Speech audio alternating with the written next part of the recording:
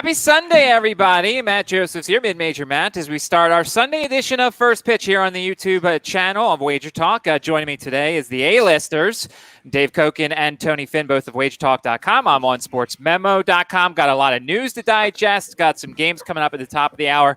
But let's take a look at how we did yesterday. Dave, how was your Saturday? Won the Astros. Oh, no, what did I win? I forgot the game I won. It was the Astros game, right? Yeah, okay. It was the Astros, yeah. Then I lost the Diamondbacks, so I just don't have a good feel on. So, what are you going to do? And I pushed a KBO play. I played a -1 on the Heroes. They won by 1. So it was basically a nothing day. I drank a little juice. No big deal. I'm going to have a best bet in the NHL, and I will have one baseball play that will not be a featured play. So it'll be subscribers only. I did like the one play that was going to be the best bet today was the Oakland A's, and that game's postponed. So nothing much I can do about that. Yeah, for those just joining us, the Oakland game is not being played today. A positive test out there, so they will not play today. Presumably, maybe not tomorrow. We'll see how that goes. Tony, how was your Saturday? My Saturday was Dave's was better than mine. Mine was a double nothing or a double something. So I lost my lone baseball play. I played an under in a game that didn't work the way I thought it would, and I was a 1-1-1 I played the whole card in the NBA. I really liked the card yesterday, and there's a lot of clients that probably went 2-1, but officially 1-1-1. I went 2-1 in baseball yesterday, and if you notice a couple extra white hairs on my head, it was because of the FCS football game last night. Had Austin P +5. That was before all the COVID news, and then they had a chance. They were winning, and then they gave up the touchdown, and so a miserable start to the college football season. And by the way, let's just take a couple seconds here. Dave talked about the all access for the subscribers. Tony does it as well. With football season coming up and all the COVID stuff, it feels so important for people to join in with regards to the all access, because I've talked to Dave off air. It looks like we're going to be releasing a lot of game time plays when it comes to football on Saturdays and Sundays, because the COVID stuff's just going to throw a wrench into everything. Dave, can you just talk a little bit more about how important it is for the all access stuff? Well, I normally have posted my games fairly early in the week, but there's just a lot of information that's late, and we saw an example of it yesterday in the FCS game. And I don't want to get stuck on something where some late information comes in on the other side. So it's going to be a season where, at least early on, I probably won't be. I mean, there's a game I've got circled for next weekend that I like quite a bit, but I'm not playing it yet. And it's also going to be, I think you're going to see some lines really moving this week. At least early on. So, there's going to have to be some market assessment so I can try and get the right numbers out. By the way, college football, the last 3 years since I started at Wager Talk, 61% on all my college football plays. I believe that's tops at Wager Talk, 187% bankroll increase. Tomorrow, we should have a college football season special up. That's pretty good. And yeah, Tony, you as well. I'm sure you're a guy who puts up your Sunday plays for the NFL and Saturday early, but I don't know if we can do that now. Well, I already have. I mean, I'm with you. I think that we have to be a little more careful.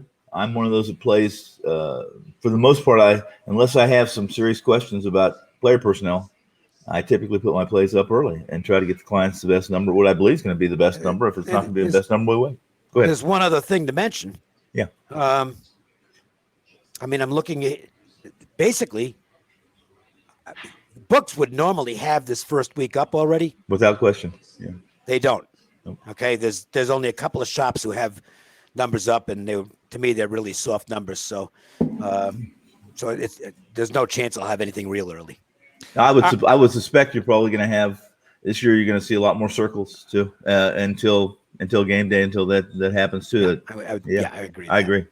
And also, make sure to follow us on Twitter. I'm at Mid-Major Matt, at Dave Koken, at Finn, at Wager Talk, because I was saying on Twitter yesterday for those who took Austin P to try and middle potentially, of course, and try and get Central Arkansas when it was down to 3.5. So make sure to follow us on Twitter if you buy our plays, and then if there's alterations or things that we would like, you can certainly find them on Twitter. All right, it is a baseball show. We've got 3 games to talk about. Let's start out here with the Cubs and the Reds. Chatwood and Castillo is your pitching matchup here.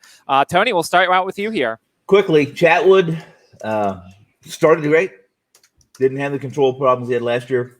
Had a third start that didn't turn out very well. In fact, it resulted in him taking some time off.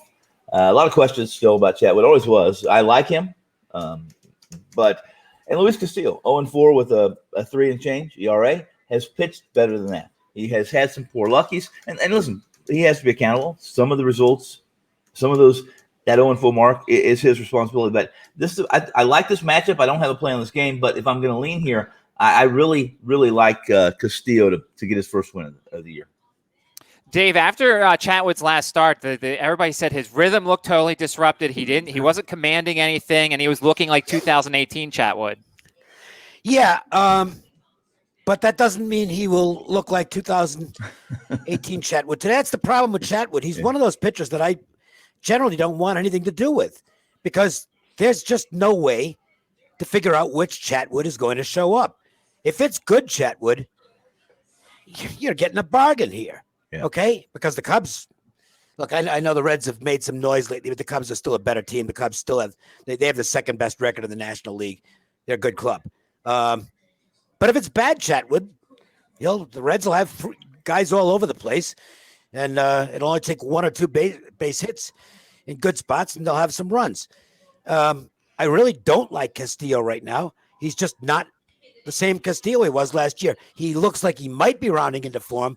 But his walk rate's got to come down too. I mean, it's not as spectacular as Chatwood's can be, but he's putting 3 guys on, and I'm not real sold on him right now. So I'm sorry. I wish I could give you a better opinion on this, but I can't.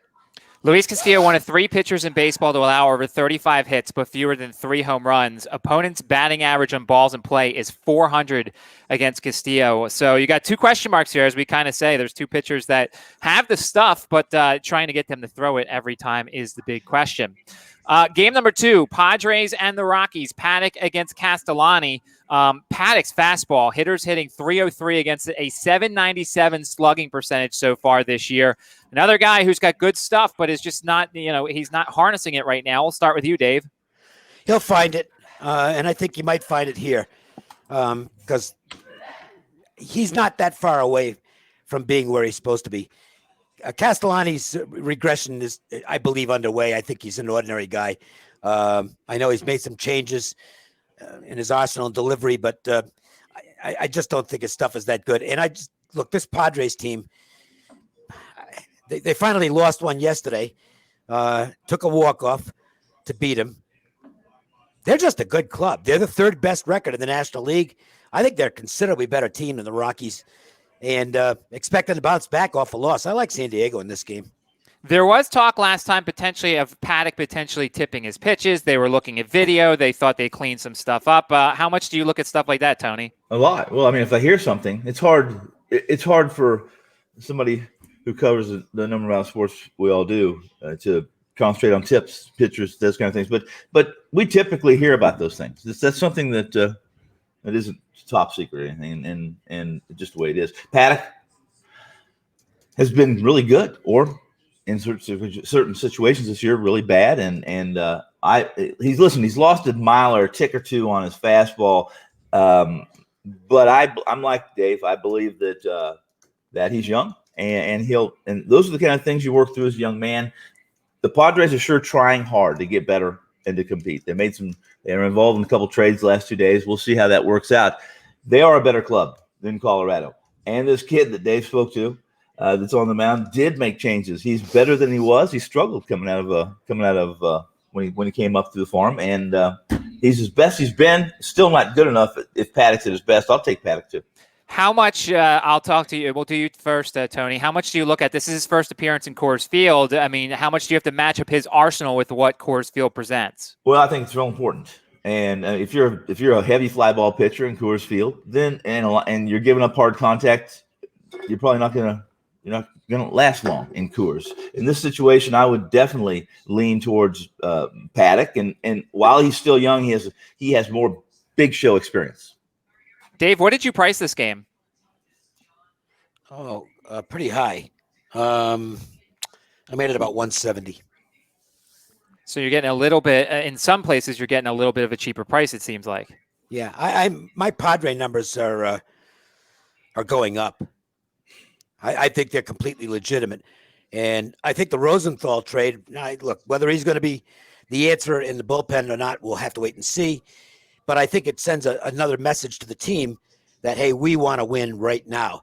And that's the type of thing that really energizes a team. Not that this team needs any energy boost, because I don't think there's a clubhouse in baseball that's more live than the Padres right now. But it'll keep that positive karma going. All right, game 3, Sunday Night Baseball tonight. It is the Braves and the Phillies. Ynoa against Arrieta. Arrieta coming off a great start in D.C. Could have gone deeper if not for the rain. Ynoa facing the Phillies for the third time, although it's only 4 1/3 innings, so he'll probably only go one turn through the lineup. Dave, Sunday Night Baseball tonight. Yeah, bullpen game for the Braves. And the Phillies are hoping that Arrieta can string together a couple of good performances. That's the problem, though, is that Arrieta just doesn't do that very often anymore. He'll occasionally, he'll occasionally have a game where he looks like the old Arrieta, and then the next game he looks like the current version of Arrieta. I have to lean Braves here. It's not going to be a play for me, but Atlanta will have their bullpen order in place, and I like them better than the Phillies. This to me, Arrieta gets maybe 5 innings, and if he's not strong, then you've got the Philadelphia bullpen for a lot of innings. And I like the Braves bullpen better. Yeah, Tony, we've noticed the difference with the Phillies. Their bullpen during this win streak has an ERA just over 2, but that's not sustainable. No, it's not. And I passed on this game yesterday of the Phillies Braves. I was on the Phillies and got very fortunate in game 1 when they went to extras and hit a 3-run shot. In this game, Arrieta is he's not who Arrieta used to be, obviously. And his fastball's topping out at 93, and he uses his changeup a lot more. And for the most part, well, for what it's worth, guys, it's worth nothing, really, but I'll mention it, and that is he's given up 1 run in 11 innings against National League clubs, and he's given up 11 runs in 13 innings against American League clubs. So you guys in the audience, use that for what it's worth. It's really not worth much, but it's fun.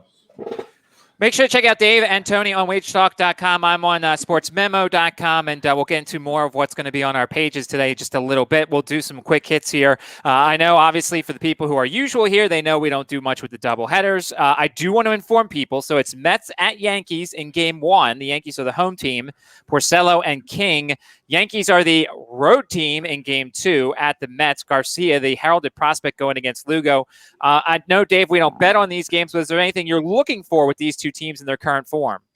No, and again, I'll mention that I don't even look at doubleheaders, basically, unless I see something in the first game, as I did yesterday, that to me makes it a play, and I didn't hear. And the back end is just, it's pointless to look because we don't even have a clue as to what the batting orders are going to be. Tony, anything stand out to you or anything you're looking at in this game or these two games? I was waiting for Porcello. We've talked about the former Cy Young winner. Pitch to contact. The Mets changed their lineup when he pitches. They put a little more defensive. He finally didn't make it to the 6th inning. It took that long for him not to make a 6th inning. In fact, it was a 4th inning pull for Porcello. I can't support Porcello here. If I was on this game, and I'm not, guys, I would be fading him. Almost 350 people in the chat room. We appreciate it here in the Wager Talk YouTube channel. Make sure to hit the thumbs up button for the video. Make sure to hit the bell. You'll never miss a video. Also, by the way, we also have our live odds going on the wagertalk.com. It's in beta mode. We want you to go check it out. I was using it all day on yesterday, watching the Austin P line, and it's good stuff here. And Dave, can you just talk about the live odds thing and how important it is to a gambler? Well, I mean, if you don't know by now, you shouldn't be gambling. I'm not going to make a speech on that. I mean, I assume most of the people in this room are sophisticated. I mean, it looks like the same crowd. obviously the more access you have to good information and to see where the number's going, the better it is for you. Yeah, Tony. There's times when you don't have to make a speech about something that's obvious. Well, I'm not going to necessarily say a speech, but like, for some people, it's important to see what different places have in different lines in the movement, right, Tony? Yeah, but we preach that all the time. Yeah, for me, it's the odds makers have information.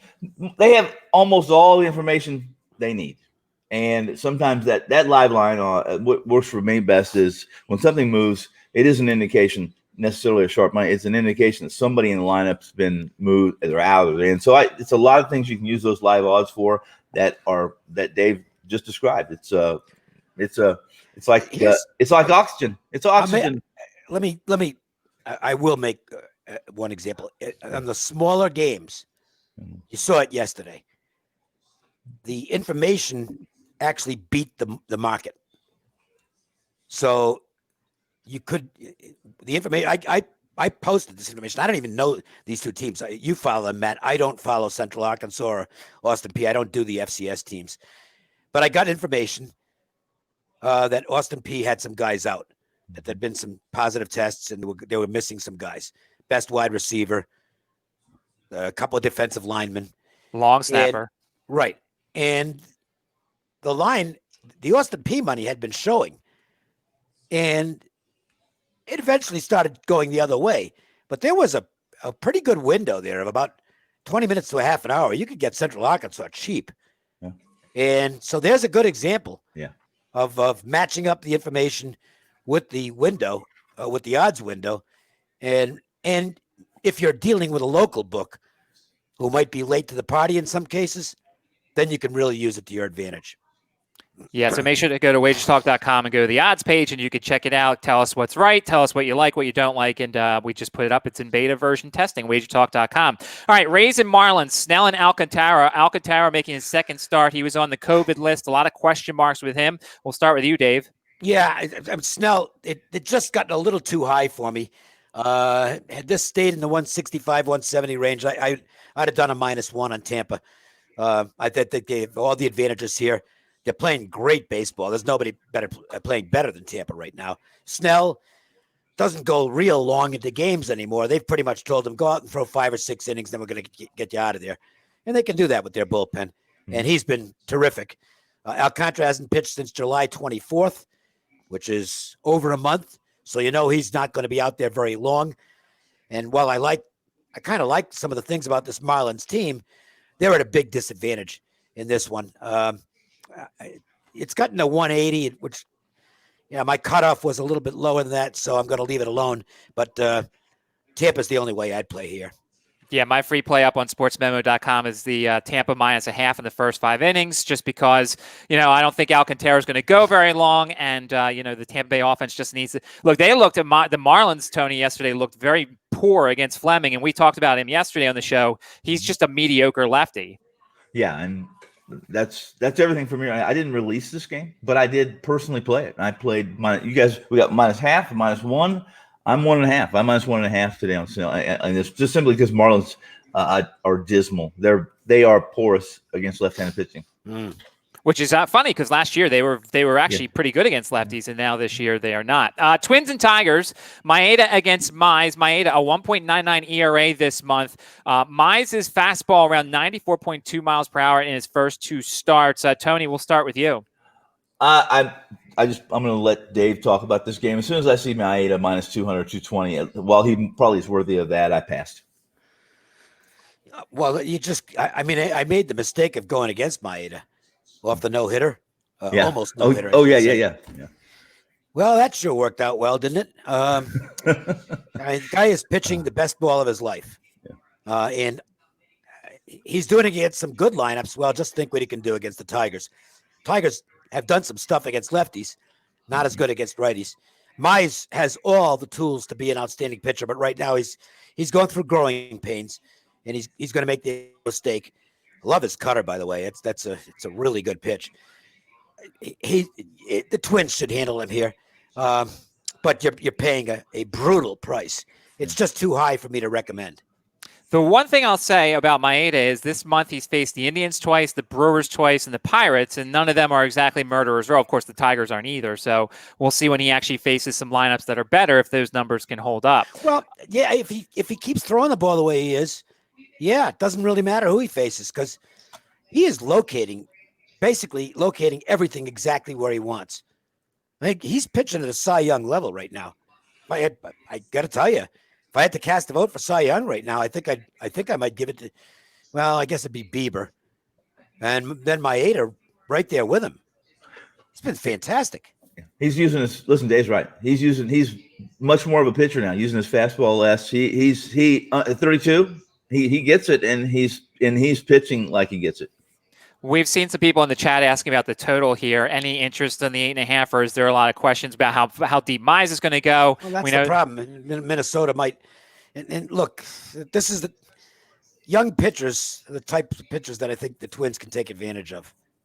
Nats and Red Sox both, who's pretty bad, and Godley, who has been hot and cold. He has faced the NL East twice. No Mitch Moreland, obviously, for the Red Sox. He's on his way to the Padres. Dave, thoughts on this one?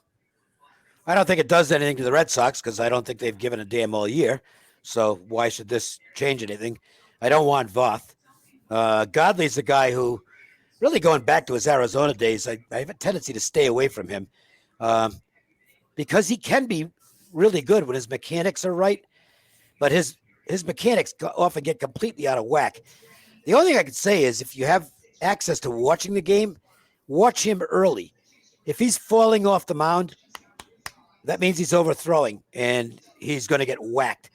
If he's somewhat balanced after he throws, he's probably going to be good for a few innings.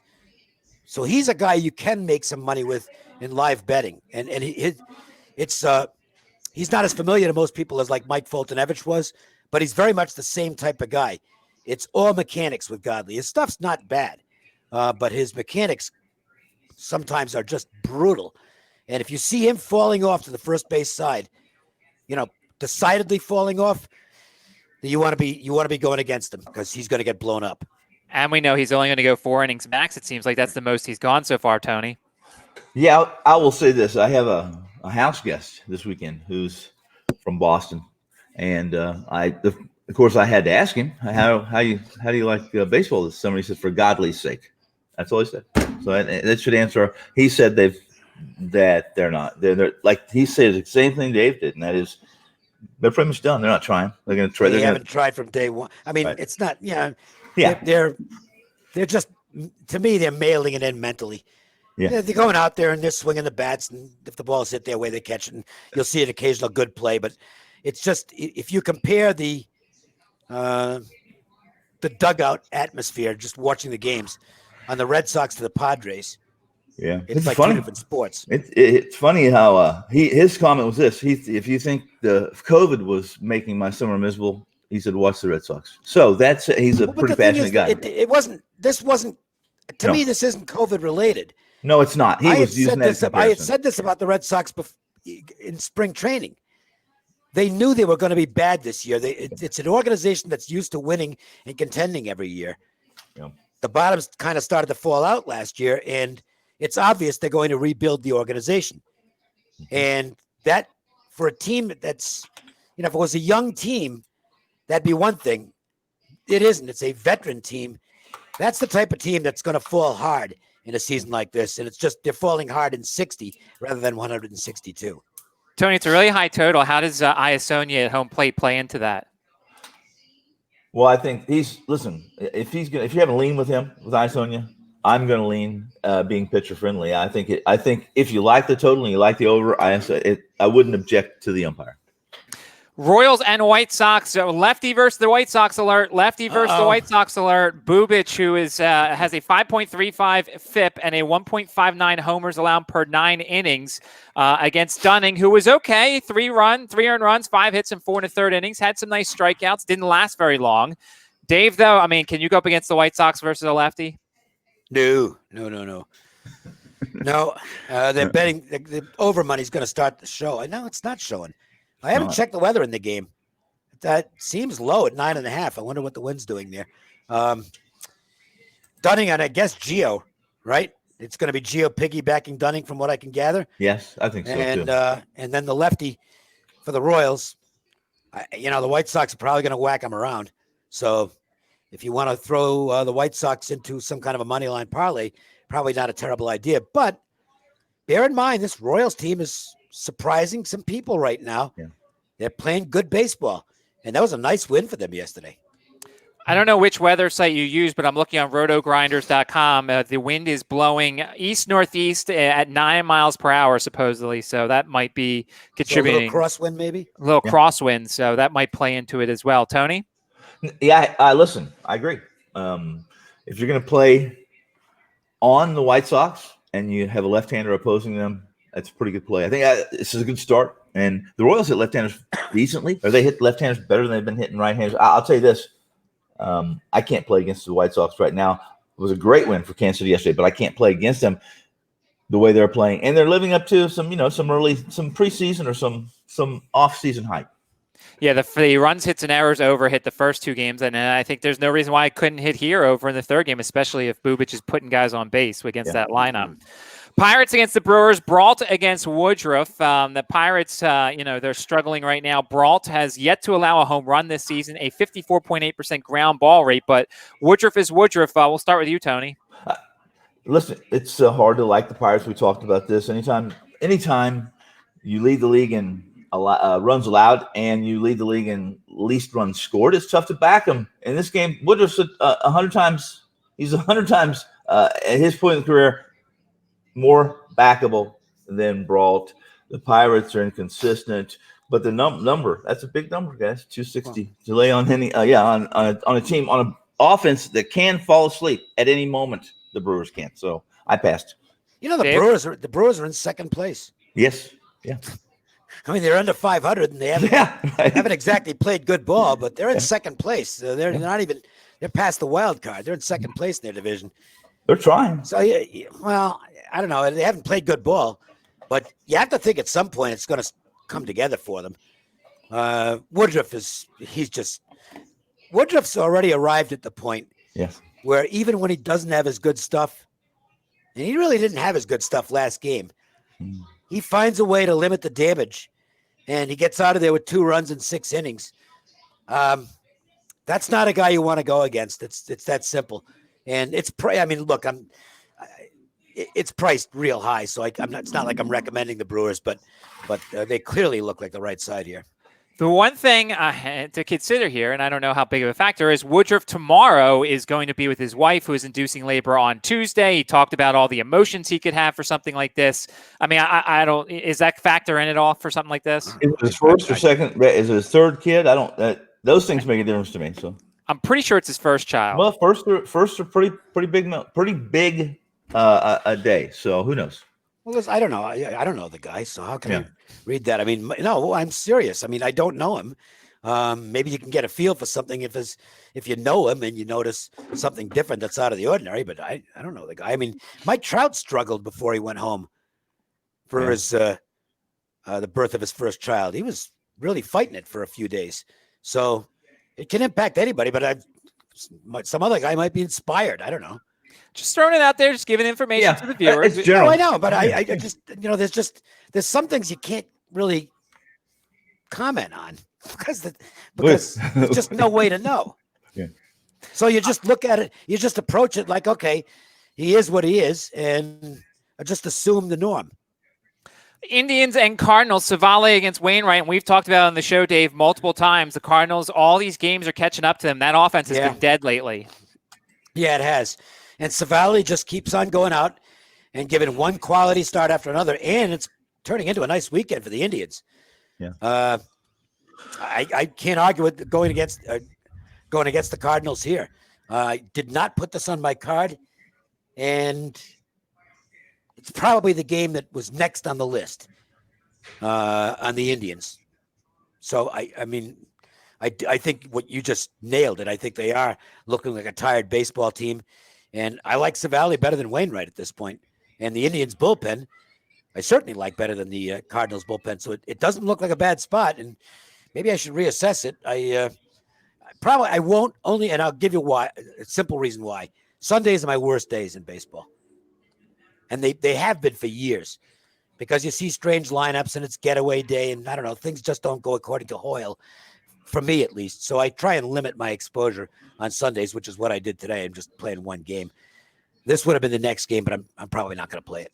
Tony Hickox is the home plate umpire. How does he factor into this? Big strike zone. Big strike zone. And this really helps. Listen, Dave's right about everything you just said. Savali, the only thing I would add is this. For his age, he does a really good job of missing barrels, and he's never gonna be a big strikeout guy. So it's about 93, and uses all his pitches pretty much the same percentage. He's a perfect fit for this Cleveland. If they can score runs, and they probably will today, I think Savali's to play. I didn't play it. That team can pitch, that's for sure. Yeah, when they hit it even a little bit, they're pretty good. Yeah, this smells like a first 5 under here. I got 4.5 on that one before it moved down. There's some 4s mostly, but the way the Indians may not hit Wainwright, we'll see. But that's the way they go there. Dodgers and Rangers. Gonsolin, who has not given up an earned run yet this year, against Gibson, who has allowed 12 runs and 12 hits in his last 2 starts against Oakland and San Diego. Tony, thoughts on this one? Well, I'm not going to. Listen. The Dodgers are playing the best baseball. Even 2 days ago when I liked the Dodgers, considered backing them, and they didn't win. They showed yesterday that if they want to, they can situationally hit. They played almost. They just played really well yesterday. If you watch the game, and they did things differently than I've seen Roberts teams do in the past. But I'm not laying buck 250, 230, 250 on Gonsolin. I'm just not going to do that. I was going to say, if you've been playing Dodgers runs line, you're just cleaning up. It's probably too late to get to the party, and I, quite frankly, wasn't given an invitation. But I mean, there's guys I know that have basically just played Dodgers runs line every game, and that's all they're doing, and they're just winning. And how do you argue against it? It's funny. I was going to go jump in on the -0.5 for the first 5. It was -180. So you're not even having to pay a price for the first 5 too, because Gibson's the guy I want to fade. He's 5-11 with a 5.41 ERA and 22 career interleague starts, but -180 for just 5 innings. I'm not going to pay that price. Do you? Are you still looking at interleague stats with any? Now that the rules are going to be the same, and they're never going to change again. By the way, the universal DH is here to stay. Does that matter anymore? Probably not as much, because you're not getting the pitcher if you're in a National League ballpark. That changes, but that makes it even worse for Gibson, though. If he's got a National League ballpark and it's a 5.41 ERA, I've never been a Gibson guy anyway, though. No, not really. Tony? If I was a pitcher, he has to. I was just going to say, if he's got to get ground balls to be effective, and if he's not getting ground balls, he can get ripped. If I was a pitcher and I was a mediocre old pitcher, I'm disappointed, because smart guys would make that move, and you move from the American League to the National League, and they can survive another year or two, get paid. And now everything's equal. I think it doesn't make any difference to me. Listen, if you don't face pitchers, what's the difference now between the American League and National League? They're the same. Yeah, exactly. They're the same. Yeah. Orioles and Jays here, Lopez and Roark. I'm channeling my inner Teddy Covers here. A quote after the game yesterday from Alex Cobb. It feels like 2 Augusts combined to one. Everyone we talked to physically, emotionally just drained. It doesn't feel like we're 30 games in. It feels like game 230. So it feels like the Orioles right now not exactly in a good spot, even against Tanner Roark. Well, Dave? And the thing is, I think for the Orioles, who are not a very talented team, they've overachieved, and that's probably taken a tremendous amount of effort. So they might be getting a little bit drained. I am not a Tanner Roark guy, and look, the analytics are as lousy as they ever are for him. His xFIP is 5.5. This is not a guy you can comfortably lay a price with. And it's part of the reason that it's still, you look at this and say, boy, it's not that expensive on the Blue Jays, who are a better team than the Orioles, but Roark's the reason why.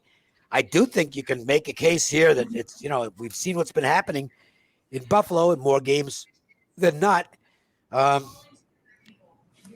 can't argue against anybody who bets the over 10 here. Lopez is, he's not much. We saw him with the Royals, and he's already in his second team this year. He's basically a quad A guy. So you would think that this is a game where the offenses should have a pretty good day. Wind blowing out to 11 miles per hour. The runs, hits, and errors might be worth a look here if both offenses contribute. Tony, what do you think? Just quickly, was that Was that a quote from Rourke? He made that quote? That was a quote from Alex Cobb talking about the Orioles and how tired they are. Listen, I believe that, Alex, if you imagine what we have to do chasing all you guys and figuring out what you're doing too. I'm exhausted too. As a baseball, I'm more exhausted than I've been after 40 games in baseball than ever. So I'm with you, Alex. No, I'm not exhausted. I'm exhausted. This isn't exactly. This is not the most physical labor of all time. Mentally. Tony, Sean Barber is the home plate umpire. If I get mentally tired, then it's time to quit. Yeah. Tony, Barber is the home plate umpire. How would he fit in if you like the over? Pretty neutral guy. I've never listened when Barber comes up. I've had people tell me he's going to have a nice zone today. But it's inconsistency with. He's a typical young guy. I passed. Lou Genie, wait a minute here on a comment. Lou Genie, I've played Dodgers runs line for their last 20 games, with the exception of 2 games where they were 1-1, like them today a lot. Lou, if you've been doing that, the drinks are on you, buddy. Yeah, they are. There's 450 people watching, so start taking orders. We'll start a GoFundMe page for anybody who's been playing Dodger run lines. Could they please? Yes, 468 people. We appreciate everybody. This is why we do shows Saturday and Sunday, because you guys keep coming in. Make sure to hit the like button. Make sure to hit the bell. You'll never miss a show. And, of course, we'll go back to normal tomorrow. Yes, Dave? And now we might we're still going to do them once football starts, including the NFL. They'll probably just be quicker, though. We'll probably be in and out in 15, 20 minutes, maybe less chat than this, but for obvious reasons. People are going to want to be focused on the NFL, but we'll still be doing this. A whole show of quick hits. That's what it sounds good to me. We'll just really fire away. Mariners and Angels, Dunn and Canning. Third start for Dunn against the Angels. He's walked 12.9% of his batters, which leads the big leagues. And Canning has gone 5+ innings just once. So some ugly pitching on the mound, Tony. Yeah, I immediately when I see Canning, I have had a horrible read on Canning. I thought he had a good matchup. He didn't perform well. And I'm not going to touch either one of the Angels aren't playing very well, or they're inconsistent. And we've talked about Seattle too much. Everyone in this audience knows how we feel about Seattle. But, you get your teeth kicked in like you did yesterday. Yeah. You might want to get out with a win. And Dunn is off a very good start. He's off his best, 6 innings, I think, or 5 innings. He pitched really well. So he should have some confidence taking the mound today. If you're looking for an upset. And you like a good price. You're right, Dave. Yeah, I think this one has a chance. Not like I know the Angels offense can do good things, but they don't always. And Canning, quite frankly, has been a flop. Chris Guccione is the home plate umpire. Talk about Tony. He's seen Dunn before. If you've got an umpire who's familiar with a starting pitcher and has done a lot of the same team's games, how much does that factor in? Well, in Gooch's situation, listen, this guy is a pitcher-friendly umpire.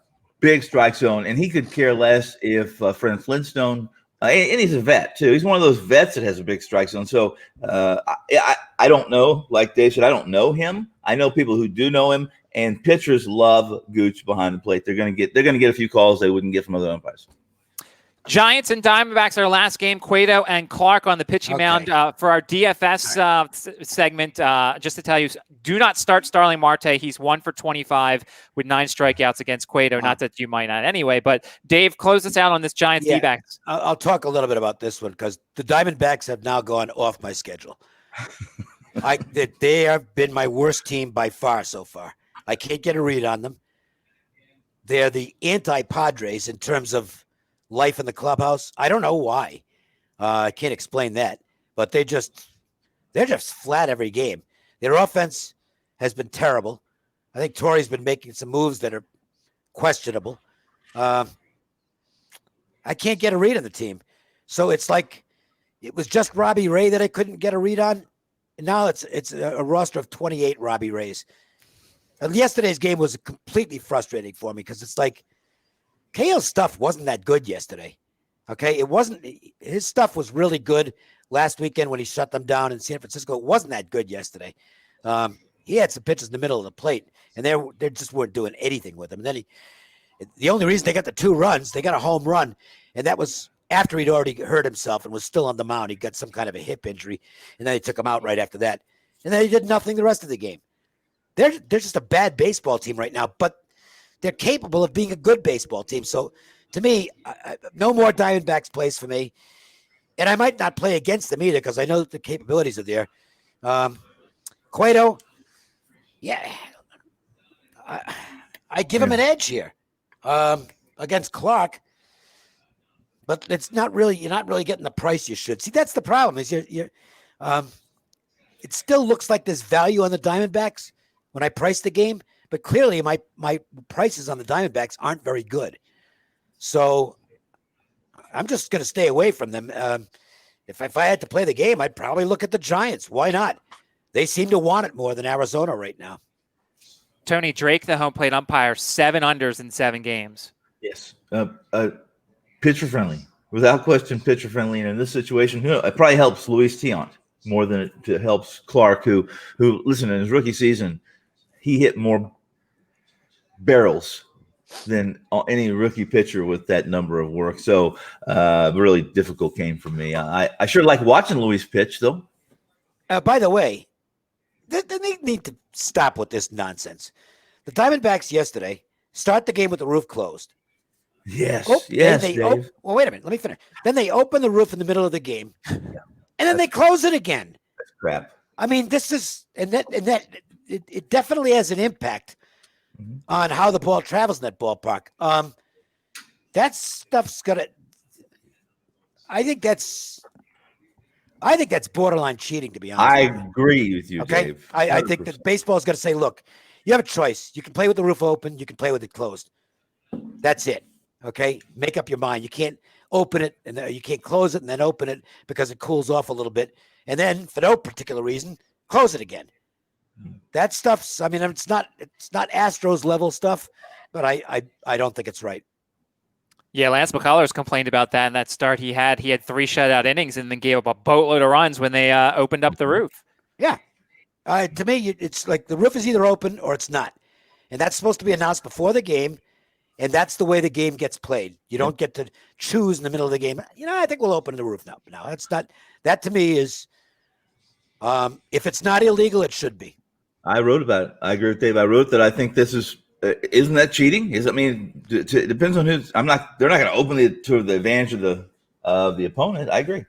Yeah. In Texas, by the way, I think they've only opened the roof for one game. They wanted to see what impact. It's too damn hot down there. They're playing with the roof closed, unless otherwise noted. And it was only noted that one game, and I believe that's the only game they did it. Now, I think by the time the playoffs roll around, since that's going to be one of the bubble locations and the World Series will be there, I would suspect the roof will be open then. But it's 9 million degrees and it's humid at this time of year, so they're going to keep it closed. Before we get to the DFS thing, I want to bring up one question from one of our loyal followers, the director, who talked about, we mentioned the tipping pitches with Chris Paddock earlier, and he asked who starts the rumors, and I feel like it's more the pitching coaches knows this stuff before the opponents do. Who do you think? How would you answer that question, Dave? But I don't know how the information gets out there. That often that is something that amuses me because it's like sometimes I just think it's bullshit. They just say that to put the thought out there. I mean, if I've got a pitcher who's tipping pitches, the last thing I'm going to do if he's on my team is let people know about it. Yeah. Here's what would happen typically, and that is excuse. Pitcher has typically a good pitcher has a bad day, and everything that he does is an aberration. And so then someone says, well, maybe he's tipping his pitches. It gets to one person. You know where it goes from there. It gets to 100 people and it gets written up. So. All right, before we let everybody go, we'll do our DFS real quick. And Tony, we'll go to you. Any pitchers or hitters or lineups you're looking at today? Well, I looked at this, and I suppose I don't look at those prices. I probably should before the show. But can you get a price on Savali? Because if you can get a price on Savali, I like Savali. Yeah, me too. I'm looking it up now to see what Savali. I mean, you're right. He's probably worth it. I'm pulling it up now on FanDuel to see what he is. Actually, he is the second most expensive pitcher behind Kenta Maeda. Wow. Well, see, those guys know what they're doing. Wait a minute. So Snell is less than those two guys? Snell is third. It's Maeda, Savali, Snell, Woodruff, who would be my choice. Actually, the most expensive pitcher today was Framber Valdez, but now, of course, he is not pitching. So Maeda, Savali, Snell, Woodruff, your top 4 pitchers on FanDuel. then probably don't want to listen to me because All right, here's my shot. I'll go with Gonsolin. Gonsolin is way down there. There you go. 7,700 for Tony Gonsolin. Hope he goes 5 and gets the win. right. And I think that Snell, that may be why Snell is not. They may not plan on. They know he's not going to go 4 probably today, so he can't qualify for the win. What's he gonna? What did he pitch last time? Hey, how many did he throw? No, he'll go 5 or 6. Okay. Yeah. If he's stretched out, then they've just decided that he's not going to be. Yeah. He's not going to be a 7 or 8 inning guy this season. Okay. He might never be a 7 or 8 inning guy again. Why? If you know he can dominate for 5 innings, then let him go out there and dominate for 5 innings. I don't know how many 7 or 8 inning guys in this climate. Guys don't pitch that far anymore. So yeah. 2 guys I'm looking at for my home runs. I have to start a new streak after yesterday. Man, Devers is not hitting the ball very well. He was terrible yesterday, and Gallo sucks too. I'm looking at Acuna Jr. tonight against Jake Arrieta, and I'm looking at Eugenio Suarez for the Reds against Chatwood if he actually doesn't walk everybody. All right, before we go, Dave, what can people find on wagertalk.com today in about 15 minutes the game start? Yep, I have one best bet in the NHL. I almost made this a 5. That's how much I like it. And 5s are almost never happened for me. I kept it as a best bet at 4%, but I think it's a really good play in the NHL. I have a baseball game, but it's actually 2% plays because I made a -1 on this particular game. So that will not be available for individual sale. You have to be on a package to get that one. And tune in tomorrow. We should have a special up for college football by that time. Tony, what's going to be on your page? I have 2 baseball, 1 NBA. Nothing is no huge plays. A nice Sunday.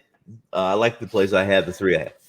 And I've got 3 MLBs up there, and then my NFL season win total as we get closer to the NFL season. You can find Dave and Tony on wagertalk.com. I'm on sportsmemo.com. Guys, we always appreciate you're the reason why we do these shows on Saturday and Sunday. Over 450 people at our highest.